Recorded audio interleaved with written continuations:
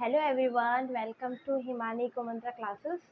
आज हम एक न्यू टॉपिक पढ़ने वाले हैं जो कि है difference between market economy, centrally planned economy and mix economy. ये हमारी क्लास 11 के माइक्रो इकोनॉमिक्स का टॉपिक है जिसे आज हम क्लियर करें। Let's we start.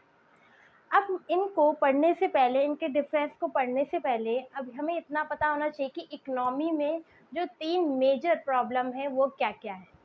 मैंने इकोनॉमी में 3 प्रकार की क्या होती है, सेंट्रल प्रॉब्लम होती है। वो कौन कौन सी होती है? What to produce, how to produce and for whom to produce. What to produce का मतलब होता है कि हर इकोनॉमी ये सोचती है कि क्या प्रोडक्शन किया जाए, किस चीज़ का प्रोडक्शन किया जाए और किस मात्रा में किया जाए। हाउ टू प्रोड्यूस मतलब लेबर इंटेंसिव टेक्निक का यूज़ किया जाए या कैपिटल इंटेंसिव टेक्निक का। कैपिटल इंटेंसिव टेक्निक का मतलब होता है कि हम ज़्यादा से ज़्यादा जब प्रोडक्शन करें हम मशीन लगाएं या लेबर लगाएं। अगर हम लेबर को लगाते हैं तो बेरोजगारी कम होती है। अगर हम मशीनों का उपयोग करते हैं तो मशीन लगाने से क्या होता है, प्रोडक्शन में फिनिशिंग आती है, अच्छा काम बनता है, एफिशिएंसी आती है। फॉर होम टू प्रोड्यूस, हर इकोनॉमी में ये क्वेश्चन बहुत आता है कि हम किसके लिए, अगर हम प्रोडक्शन कर रहे हैं तो हम रिच पर्सन के लिए बनाएं या पुअर पर्सन के लिए ये प्रोडक्ट बनाएं, क्योंकि पुअर और रिच के बीच में एक कंपैरिजन ये आ जाता है इनकम का, पैसों का। क्योंकि जिसके पास जैसा पैसा होता है वो उसी चीज़ को अफोर्ड करना चाहता है, उसी चीज़ को परचेज कर पाएगा। तो जो रिच पर्सन होता है वो महंगी चीज़ें खरीद लेता है, जो पुअर पर्सन होता है थोड़ा कम सस्ती चीज़ें खरीदता है। तो हमेशा जो प्रोड्यूसर है उसके दिमाग में हमेशा ये क्वेश्चन रहता है कि किन चीज़ों का हम प्रोडक्शन करें। अब जब प्रोडक्शन करने की बात आती है तो इकोनॉमी भी 3 प्रकार की होती है। वो कौन कौन सी होती हैं? Market economy, centrally planned economy and mix economy. अब मिक्स इकोनॉमी में सबसे बेस्ट एग्जांपल है हमारा इंडिया। इंडिया में गवर्नमेंट सेक्टर भी है और प्राइवेट सेक्टर भी है।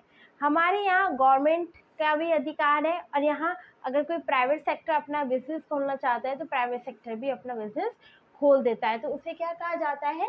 मिक्स इकोनॉमी, जैसे कि इंडिया। अब मार्केट इकोनॉमी एक ऐसी इकोनॉमी होती है जहाँ ज़्यादा कंट्रोल किसका रहता है? प्राइवेट ओनरशिप का, मतलब प्राइवेट कंपनीज का वहाँ क्या रहता है? बोलबाला रहता है। वहाँ जो गवर्नमेंट सेक्टर है वो थोड़ा कम इंटरफेयर करती है, ज़्यादा किसका रहता है? Private ownership. Centrally planned economy में गवर्नमेंट ओनरशिप एंड कंट्रोल। जो सेंट्रली प्लान्ड इकोनॉमी होती है वहाँ जो अधिकार होता है ज़्यादा किसका होता है? गवर्नमेंट का अधिकार होता है।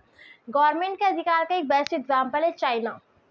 चाइना में क्या होता है कि जो जैसे अगर आपको कोई चीज़, कुछ भी चीज़ का आपको प्रोडक्शन भी करना है ना, सबसे पहले आपको कहाँ जाना पड़ेगा? गवर्नमेंट बोलती है किस चीज़ का प्रोडक्शन होगा, कितनी मात्रा में होगा, किसके लिए होगा। अगर गवर्नमेंट को ऐसा लगता है कि बेरोजगारी ज़्यादा है तो वहाँ लेबर इंटेंसिव टेक्निक का यूज़ किया जाएगा। तो जहाँ पे पूरा डिसीजन किसका होता है? गवर्नमेंट का, तो उसे कहा जाता है सेंट्रली प्लान्ड इकोनॉमी। अब नेक्स्ट है मिक्स इकोनॉमी। मिक्स इकोनॉमी है combination of mix economy and centrally planned economy. Mix economy में मार्केट इकोनॉमी और सेंट्रल इकोनॉमी प्लस है, मतलब यहाँ पे प्राइवेट सेक्टर भी आ सकता है और पब्लिक सेक्टर भी। यहाँ पे सरकार भी पूरा नियंत्रण रखती है कि क्या प्रोडक्शन होगा, साथ ही साथ प्राइवेट सेक्टर भी यहाँ पे प्रोडक्शन करता है। अब मार्केट इकोनॉमी का सेकंड पॉइंट है large number of private sector enterprises. जो मार्केट इकोनॉमी होती है जहाँ वहाँ जो नंबर्स ऑफ एंटरप्राइज है, जितनी कंपनीज है वो किसकी होती है? ज़्यादा प्राइवेट सेक्टर की। वहाँ किसकी होती है? प्राइवेट सेक्टर की ज़्यादा कंपनीज होती हैं, क्योंकि वहाँ प्राइवेट सेक्टर का अधिकार होता है।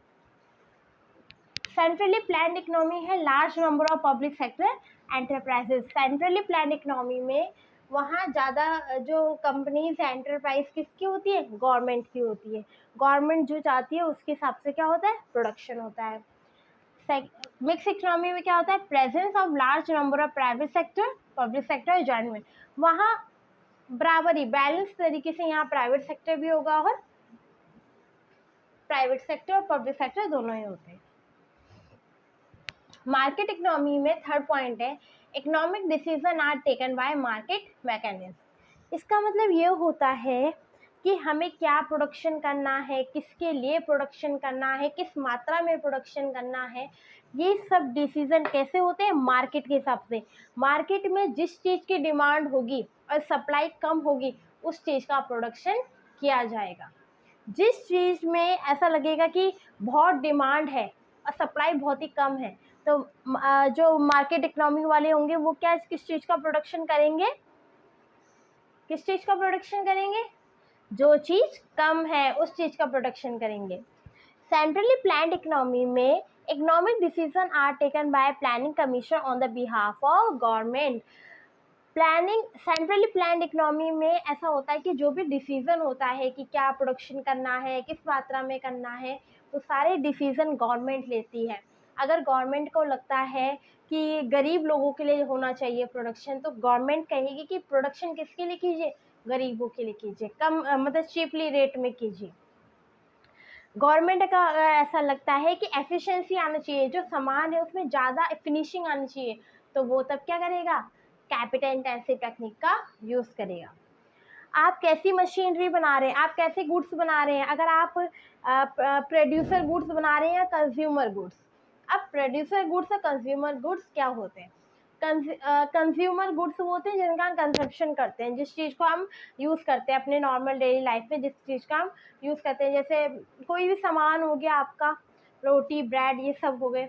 पर प्रोड्यूसर गुड्स क्या होते हैं, जिस चीज़ को हम ऐसी चीज़ खरीदते हैं जिससे दूसरी चीज़ का प्रोडक्शन हो जाए। जैसे हम फैक्ट्री में जाते हैं तो मशीनें लगती हैं, मशीनों से क्या होता है, दूसरी चीज़ों का प्रोडक्शन होता है। प्रोड्यूसर गुड्स प्रोडक्शन के लिए यूज़ होता है। तो सेंट्रली प्लान्ड इकोनॉमी में ये सारे डिसीजन कौन लेता है, गवर्नमेंट लेती है।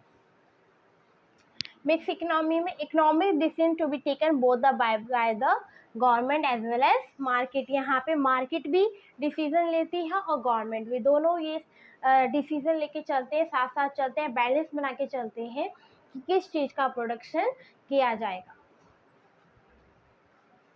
मार्केट इकोनॉमी का फोर्थ पॉइंट है, मोटिव क्या है, कंज्यूमर इज किंग। यहाँ पे जो मार्केट इकोनॉमी होती है, जैसे यूएसए हमारा अमेरिका जो है वो मार्केट इकोनॉमी है, वहाँ पे कंज्यूमर होता है किंग।